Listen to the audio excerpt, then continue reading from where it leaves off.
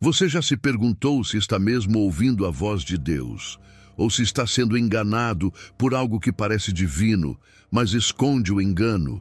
E se eu te dissesse que existem vozes que imitam a verdade com tanta perfeição, que até os mais fiéis podem ser levados ao erro sem perceber? Este vídeo não é apenas mais um ensinamento, é um alerta urgente para a sua alma. Hoje, você vai descobrir as 7 vozes espirituais que confundem até os escolhidos. Vozes que falam com doçura, mas conduzem ao abismo. Vozes que carregam doutrina, oração, religiosidade, mas que negam a cruz, silenciam o arrependimento e esvaziam a presença da verdadeira divindade. Cada uma dessas vozes será desmascarada aqui. Você vai enxergar com clareza aquilo que antes parecia sagrado, mas estava corrompido. Vai entender por que sua vida espiritual parece estagnada, por que as orações não rompem o céu e por que, mesmo frequentando cultos e lendo a Bíblia, algo ainda falta. Este vídeo é para quem sente que algo está errado, mas não sabe o quê.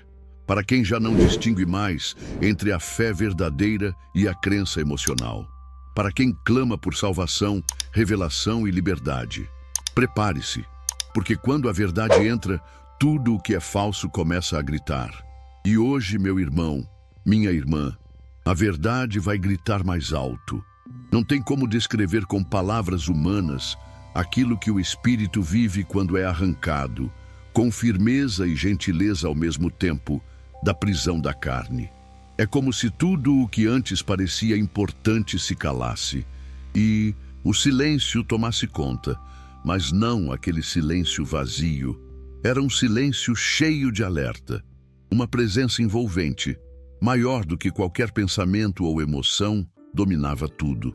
Quem já passou por uma experiência assim sabe. Não se trata de um sonho ou ilusão, mas de um redirecionamento espiritual. E foi exatamente isso que aconteceu. A alma, fora do corpo, percebe com clareza o que o corpo nunca entenderia, que há uma guerra sendo travada por dentro de nós e que nem sempre estamos atentos ao propósito verdadeiro. É nesse instante, entre o plano físico e o eterno, que a desobediência grita mais alto. Porque cada escolha feita na carne ecoa no espírito com um peso que não dá para ignorar. Dizem que o homem só se arrepende quando é tarde demais. Mas ali, do lado de fora do corpo, tudo ainda parecia possível. Era como se Deus estivesse dando uma última oportunidade, e não foi à toa. O discernimento ficou afiado, cortante, como uma espada de 2 gumes. Hebreus 4:12. Não havia máscaras, não havia desculpas. O que estava oculto se revelou com uma luz que penetrava as intenções mais profundas. Não era julgamento, era misericórdia. A paz que eu sentia não era ausência de conflitos, mas a certeza de que Deus ainda estava me chamando de volta, mesmo eu tendo me desviado. Havia um vazio, sim, um buraco cavado pelas escolhas erradas, pela pressa, pela religiosidade sem intimidade. Mas esse vazio estava sendo preenchido por algo maior. O Espírito não me levou para fora do corpo para me assustar, mas para me mostrar o que eu não queria ver em mim mesmo. E isso era só o começo. Ele não esperava por aquilo. Quando o Espírito o levou acima das nuvens e o fez contemplar o invisível, percebeu que o céu não era como ele havia imaginado a vida inteira. Não era só um campo florido, um coral de anjos ou uma luz suave. Era algo que impunha reverência. Um reino com ordem, silêncio sagrado, hierarquia espiritual e um senso de propósito tão denso que até o ar parecia pulsar com glória. Ele via, com olhos abertos pelo discernimento, que ali não havia espaço para vaidade ou religiosidade vazia. Tudo funcionava com uma exatidão celestial. E foi nesse lugar que ele entendeu o quanto nossa imagem de Deus havia sido distorcida por séculos de tradições humanas, filosofias confusas e desobediência disfarçada de reverência. Ali, no alto, ele viu que muitos pregam um Deus feito à imagem do homem, emocional, permissivo e frágil. Mas o Deus que reina no céu é justiça e misericórdia em perfeita harmonia, é ordem sem rigidez, é amor sem omissão. Foi nesse confronto com a verdade que ele começou a sentir o peso do arrependimento. Quantas vezes eu cultuei uma imagem falsa dele, ele pensava, enquanto uma paz ardente invadia seu espírito como um redirecionamento profundo da alma. E o mais assustador não foi a beleza, nem o som, nem a presença dos seres celestiais. O que realmente abalou seu interior foi o vazio que ele não sabia que carregava e que só percebeu ali, diante da plenitude do Altíssimo. Era como se tudo que ele achava ser fé fosse só um eco distante de um chamado que ele havia ignorado por tempo demais. Havia orado, sim. Havia ido ao culto, sim. Mas com que motivação? Foi ali que o Espírito revelou. Essa é sua última oportunidade de enxergar com clareza, antes que o tempo se esgote. O alerta veio como um trovão suave. Não o assustou, mas o acordou. E então ele compreendeu. O céu não é um prêmio para quem se comporta. É um lar para os que ouviram o chamado e permitiram que Deus quebrasse todas as imagens falsas que construíram. O céu é verdade. E a verdade às vezes dói antes de libertar. Nesse momento, ele não queria sair dali, mas sabia. A visão era um convite, não uma permanência. E o chamado prosseguia, levando-o adiante, para o próximo lugar que o Espírito lhe mostraria. O Espírito o conduziu por entre dimensões, e de repente o céu silenciou. Não havia mais som de harpas, nem resplendor, nem aquela paz abrasadora. Agora, tudo ao redor era cinza, espesso, abafado. E então ele ouviu. Primeiro um sussurro, depois um coro desorganizado de vozes, um campo vasto coberto por gritos que não atravessavam o ar. Gritos que pareciam presos na garganta de almas invisíveis.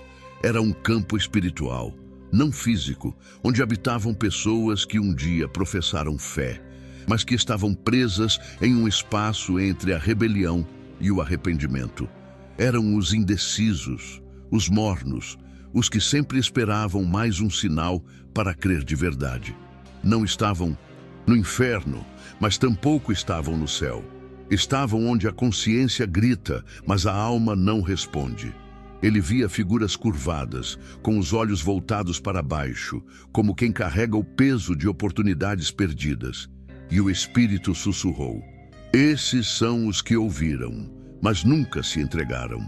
Conheceram a doutrina, mas não conheceram o Senhor.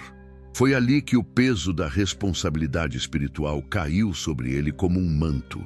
Ele reconheceu rostos. Alguns estavam nos cultos com ele. Outros pregavam. Outros cantavam, mas todos tinham algo em comum. Viviam para a aparência e não para a transformação. Eram vozes que gritaram contra a crítica, contra o pecado alheio, mas se calaram diante de sua própria rebeldia. Agora, suas vozes gritavam por dentro e ninguém podia ouvir. Um campo de gritos abafados é o que restava de uma geração que substituiu a adoração pela performance e a entrega pela vaidade. O Espírito mostrou a ele que cada um ali teve um momento de quase se rendeu, quase perdoou, quase obedeceu, mas o quase se tornou eterno. E então ele chorou. Não por medo, mas por ter vivido tanto tempo sem entender que salvação não é um evento, é um estilo de vida moldado por um Deus que não negocia com a indecisão. Quando saiu daquele campo, ele sabia, algo dentro dele havia morrido, e algo novo precisava nascer. O Espírito levou-o adiante, e de súbito ele se viu em uma cidade que não obedecia às leis da lógica. Tudo ali era espelhado, retorcido, de cabeça para baixo. Mas o que mais o chocou foi a luz. Ela era intensa, clara, quase sagrada, mas em vez de aquecer, queimava. Não era a luz de Deus. Era uma falsificação tão perfeita que cegava os incautos. Aqui habitam os enganadores e os enganados, disse o Espírito. É a morada dos que pregaram uma verdade incompleta, dos que moldaram a fé conforme o desejo humano. Ele viu templos erguidos com ouro e ego, palavras bonitas que não curavam, apenas entretinham. Era a cidade dos que confundiram carisma com unção e influência com autoridade espiritual. Havia multidões ali. Todos pareciam sorrir, mas os olhos denunciavam uma dor muda. Essa é a luz que confunde, parece divina, mas afasta da cruz, sussurrou o Espírito.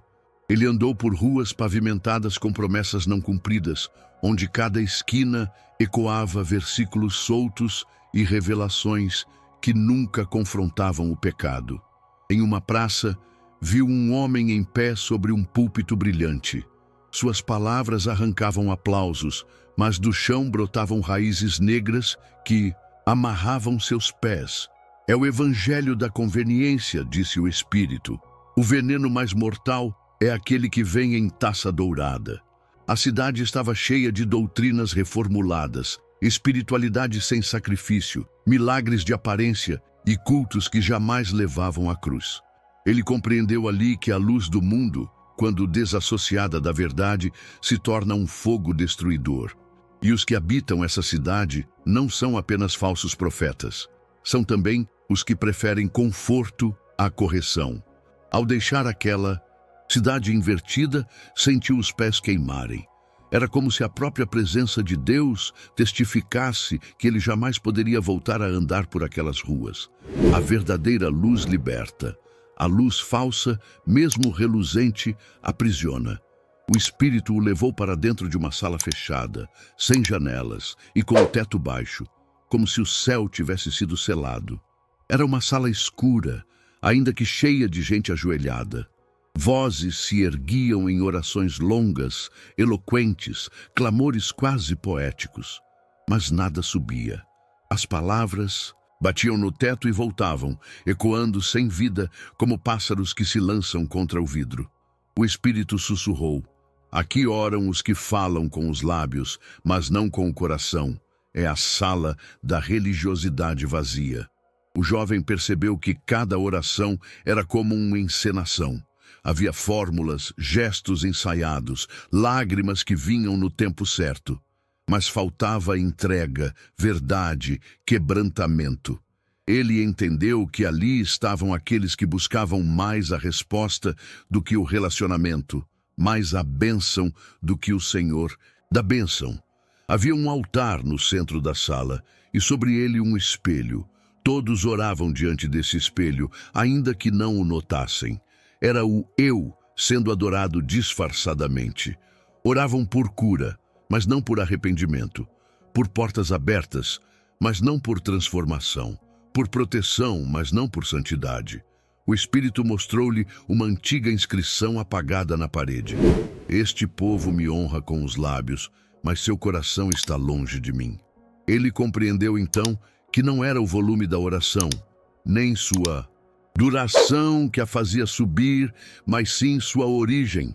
Quando ela nasce de um espírito contrito e de um coração quebrantado, rompe os céus. Mas quando vem da vaidade, da obrigação ou da manipulação, morre antes mesmo de sair da boca. O jovem saiu daquela sala com o coração pesado. Aprendeu que oração não é performance, é rendição. Não é ferramenta para conquistar algo, mas canal para ser transformado. O jovem foi conduzido agora por uma trilha estreita até uma planície coberta por névoa, onde se erguia uma muralha altíssima. Não era feita de pedra, mas de palavras. Cada tijolo era uma promessa que um dia fora feita diante de Deus. Votos no altar, compromissos secretos, alianças com lágrimas, pactos sussurrados em madrugadas solitárias. O Espírito lhe explicou: essa muralha separa muitos da intimidade com Deus. Eles prometeram, mas esqueceram. Juraram, mas abandonaram. Declararam fidelidade, mas deixaram que o tempo apagasse o fogo. O jovem tocou um dos tijolos e viu imagens. Um homem prometendo abandonar o adultério, uma mulher jurando perdoar, um jovem se comprometendo com santidade. e todos, em algum momento, desistiram. A muralha crescia com cada promessa quebrada. Era feita daquilo que deveria ter sido sagrado, mas foi desprezado. O espírito o levou até um portão enferrujado no meio da muralha. Era estreito, quase invisível, mas tinha uma inscrição: arrependimento. E ao lado, outra porta, larga, ornamentada, com letras douradas, justificativas. O jovem viu multidões preferindo essa segunda porta. Nela, as pessoas se explicavam para si mesmas e para Deus. Eu era jovem. Foi a pressão. A carne é fraca. Eu tentei. Mas ninguém passava pela muralha.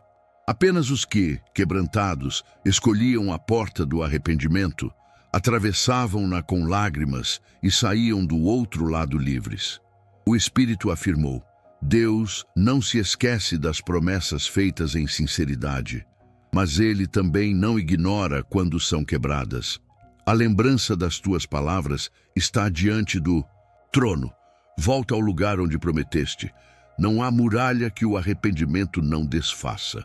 E então o jovem entendeu: o céu honra os pactos, mas também acolhe os que reconhecem sua falência e retornam. O jovem foi guiado agora por um vale repleto de pequenos lagos e riachos, todos brilhando sob a luz suave que descia do céu.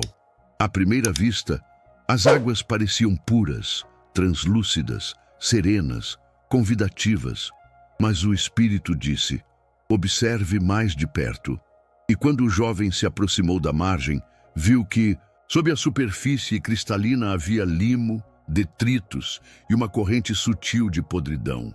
O Espírito explicou: essas são as águas das influências que parecem boas, doutrinas que falam de amor, mas escondem vaidade, conselhos que soam piedosos, mas sem raiz no Evangelho, pessoas que te inspiram, mas não te santificam.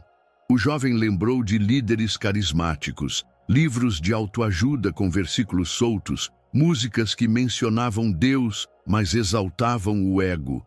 Tudo parecia limpo, mas por trás da aparência havia veneno diluído, invisível, mas mortal. Foi então que ele viu homens e mulheres mergulhando nessas águas com alegria, enchendo jarros e distribuindo entre outros, dizendo: bebam, é leve, é moderno, é espiritual. O Espírito o conduziu até um pequeno poço escondido atrás de uma rocha. A água ali não tinha brilho, era simples, até sem graça aos olhos. Mas ao tocar seus lábios, o jovem sentiu vida, clareza, sobriedade.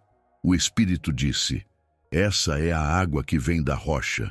Nem sempre reluz, nem sempre agrada os sentidos, mas limpa de verdade.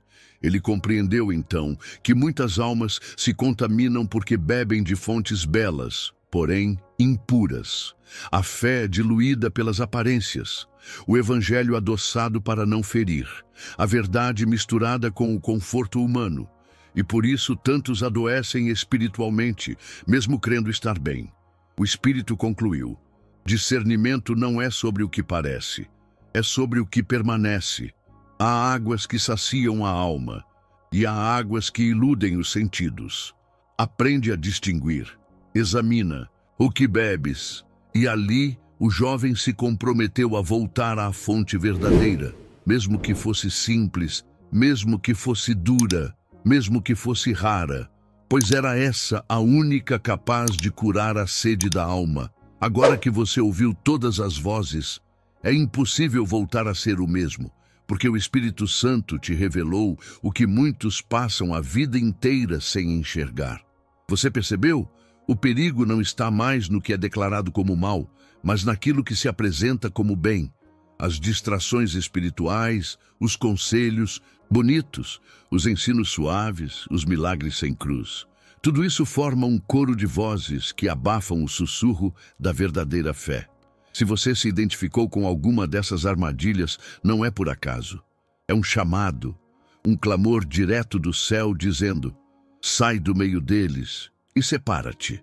A revelação chegou até você porque Deus quer restaurar sua adoração, sua oração, sua intimidade, sua obediência. Não aceite mais uma espiritualidade adulterada. Agora é sua vez. Rompa com as influências. Quebre os acordos invisíveis.